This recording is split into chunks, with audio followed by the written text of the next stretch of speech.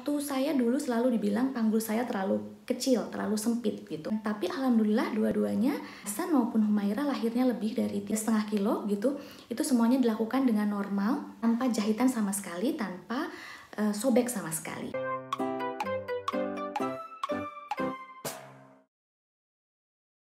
Halo, Assalamualaikum. Ketemu lagi sama Mama, kali ini sama Humaira lagi bobo. Hasannya lagi main ke taman sama Dada, jadi Mama di rumah aja sama Humaira.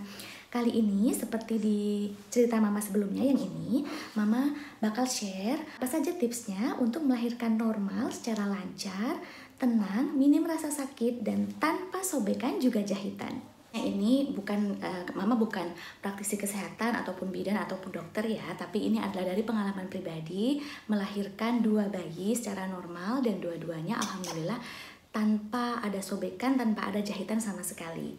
Humaira dan Hasan itu lahirnya Hasan sekitar 3,2-3,3 kilo, Humaira 3,5 kilo lebih. Nah sekarang Mama akan share tipsnya. Terima kasih teman-teman yang sudah subscribe, jangan lupa yang belum subscribe dulu.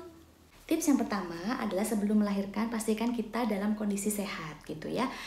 Tidak sedang flu, tidak sedang pilek dan sebagainya, karena untuk melahirkan itu memerlukan kesiapan atau kondisi badan yang prima. Kondisi batuk dan flu itu juga sangat berpengaruh saat kita melahirkan nanti, karena fokus kita nanti akan berada di nafas, dan ketika kita batuk dan flu, nafas kita pasti tidak sempurna gitu. Jadi akan susah nantinya kalau kita harus mengatur nafas kita saat melahirkan. Pastikan selalu menjaga kesehatan, jauh-jauhlah dari yang sedang sakit gitu ya, sehingga kita tidak ketularan. Tips yang kedua adalah perbanyak melakukan exercise atau olahraga yang ringan untuk ibu hamil saat hamil sebelum melahirkan.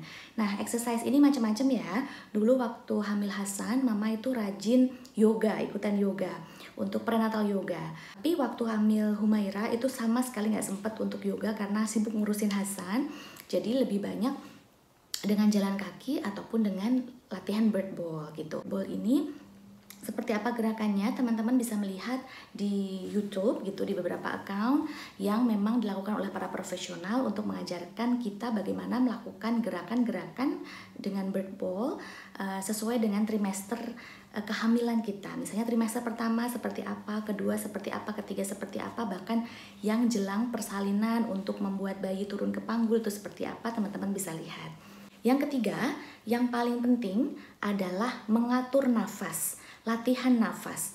Jadi kenapa nafas itu penting banget? Kalau teman-teman ikutan yoga, itu kan diajarkan bagaimana cara mengatur nafas yang baik ketika nanti melahirkan.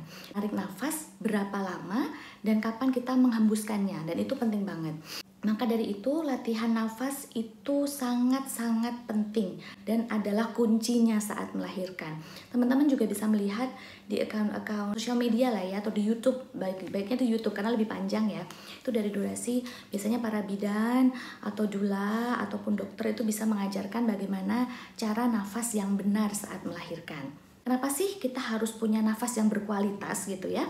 Tidak cuma panjang tapi harus berkualitas, karena ini sangat diperlukan saat nanti kita mengejan, saat harus push the baby out, saat sudah bukaan 10. Tidak hanya saat bukaan 10 saja, tapi dari sejak kontraksi. Jadi ada nafas yang dilakukan saat kontraksi seperti apa, kemudian saat sudah bukaan mulai 5 ke atas seperti apa, itu ada semua dan teman-teman bisa pelajari. Mama juga pelajari ini kebanyakan dari YouTube gitu, dari bidan banyak yang share bagaimana nafas yang baik dan benar saat melahirkan, dan ini memang benar-benar sangat berpengaruh ketika kita sudah berada di kasur persalinan gitu ya, mempraktekannya. Memang agak lupa biasanya kalau karena udah merasa sakit terus suka lupa, tapi biasanya bidan itu atau siapapun yang membantu kita saat persalinan itu ngingetin jangan lupa nafasnya gitu. Dan ketika kita sudah pernah latihan nafasnya, itu lebih mudah untuk recall lagi gitu daripada kita sama sekali nggak pernah latihan nafas. Yang keempat tipsnya adalah ketika kita sudah bukaan 10 dan diminta untuk mengejan, untuk push the baby, tarik nafas dan push kalau memang saat kontraksi. Dulu Mama tuh nggak tahu kapan harus tarik nafas, kapan harus mengeluarkan nafasnya gitu. Jadi sepanjang persalinan setelah bukaan 10 itu selalu push the baby out. Akhirnya kecapean. Nah, waktu bukaan kedua ini sudah lumayan agak berpengalaman, jadi benar-benar tahu ketika kita tarik nafas, Dan kita hembuskan nafas itu benar-benar saat kontraksi. Jadi ketika memang tidak kontraksi, kita istirahat. Sehingga masih ada tenaga, sisa-sisa tenaga yang bisa kita manfaatkan untuk terus berjuang sepanjang persalinan itu sampai bayinya keluar. Nah, ini juga dilakukan untuk meminimalisir adanya sobekan gitu. Tips selanjutnya adalah jangan lupa makan dan minum sebelum persalinan. Jadi makannya bisa terserah teman-temannya, makan yang berat atau makan cemilan. Pokoknya harus ada tenaga sebelum persalinan. Jangan sampai benar-benar perutnya kosong. Persalinan itu membutuhkan konsentrasi dan juga tenaga dan nafas yang baik. Maka dari itu teman-teman jangan lupa makan sebelum persalinan. Maksudnya adalah jangan lupa selalu afirmasi positif. Pasti teman-teman, pasti kita semua merasa, ibu-ibu gitu ya, mau melahirkan apalagi yang pertama itu ada rasa takut. Bagaimana nanti rasa sakitnya, bagaimana nanti prosesnya, apa saja yang akan terjadi, kita belum kebayang. Bahkan saya di kehamilan atau di persalinan yang kedua itu masih merasa takut. Itulah, kita harus terus afirmasi positif ke diri kita. Afirmasi positif tuh bisa dengan terus menyebutnya sebagai mantra gitu ya, bilang bahwa saya ingin persalinan yang lancar, yang normal, yang cepat, minim rasa sakit, seperti itu. Kalau saya gitu, afirmasi positif ini saya lakukan setiap waktu atau setiap saat selesai sholat dalam bentuk doa. Saya selalu minta sama Allah dan juga meyakinkan diri saya untuk, ya Allah, saya pengen semoga saya dikasih persalinan yang lancar, cepat, minim rasa sakit, dan tanpa induksi. Karena waktu pertama waktu kelahiran Hasan itu mama induksi, karena saat itu sudah pecah ketuban dan tidak ada kontraksi. Dan itu sakit gitu ya, jadi mama pengen, ya Allah yang kedua ini saya pengen gak ada induksi dong, se-natural mungkin gitu. Walaupun sudah sempat baca-baca juga bahwa kalau biasanya persalinan pertama induksi, yang kedua akan induksi. Tapi tetap coba afirmasi positif terus gitu. Dengan kita meyakinkan diri kita, ditanamkan dalam pikiran dan hati kita dan juga dalam doa kita. Dan alhamdulillah waktu lahiran juga kejadian benar-benar yang cepat, sakitnya lebih minimum atau lebih bisa di manage dibandingkan yang pertama karena tanpa induksi, dan juga dikasih tanpa induksi. Dan ini benar-benar berasa kayak inilah pentingnya afirmasi positif setiap hari, setiap saat kepada diri kita. Kita juga harus yakin bahwa badan kita itu mampu dibikin sama Allah, sama Tuhan untuk melahirkan. Udah didesain sedemikian rupa sehingga kita tuh mampu melahirkan bayi kita. Ada yang bilang kalau melahirkan bayi di atas 3 kilo atau berapa kilo itu nggak bisa, harus sesar, harus nggak bisa normal gitu. Semua tergantung ke tubuh masing-masing ibu ya. Kalau memang tubuhnya atau badannya bisa, insya Allah badannya kuat, sehat, insya Allah bisa. Waktu saya dulu selalu dibilang panggul saya terlalu kecil, terlalu sempit gitu. Dan tapi alhamdulillah dua-duanya, Hasan maupun Humaira lahirnya lebih dari 3,2 kilo, 3,4 kilo, bahkan Humaira 3,5 kilo gitu. Itu semuanya dilakukan dengan normal dan tanpa jahitan sama sekali, tanpa sobek sama sekali. Tips selanjutnya adalah lakukan pijat perineum. Pijat perineum ini dilakukan agar tidak terjadi sobekan sehingga meminimalisir adanya jahitan di perineum kita.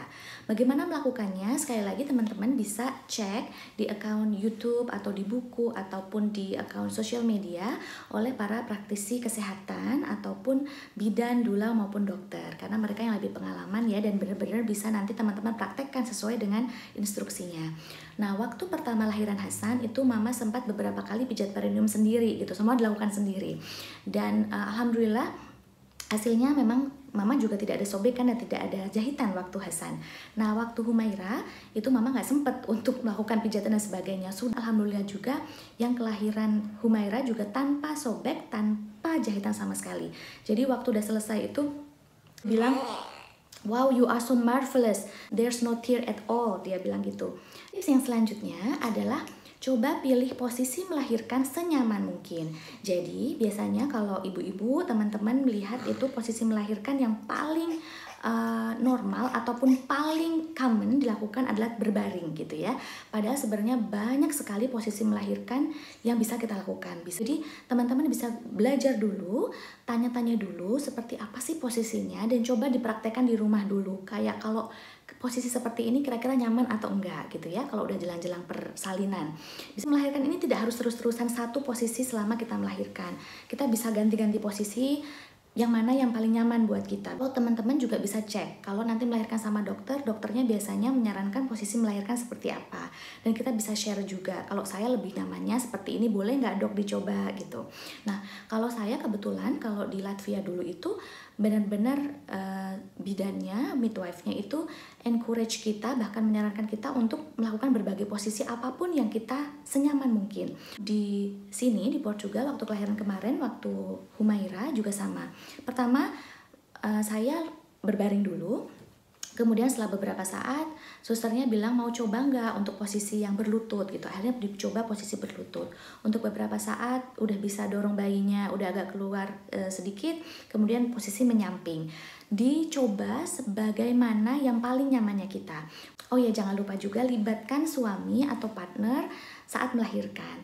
Meskipun suami saya pada akhirnya nggak ikut di ruang bersalin, tapi dia tahu bagaimana membantu saya menyiapkan hospital bag atau pijat perineum, ataupun nanti mijitin saat kita lagi kontraksi dan sebagainya.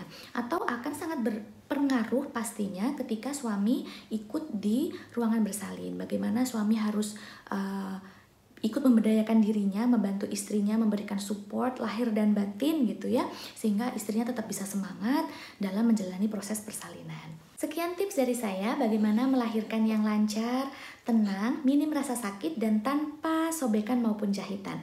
Semoga bermanfaat informasinya, dan teman-teman ibu-ibu yang lagi hamil, semangat hamilnya.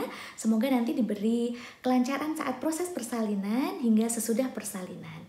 Sampai ketemu di cerita selanjutnya ya teman-teman. Jangan lupa yang belum subscribe dulu. Bye-bye. Assalamualaikum.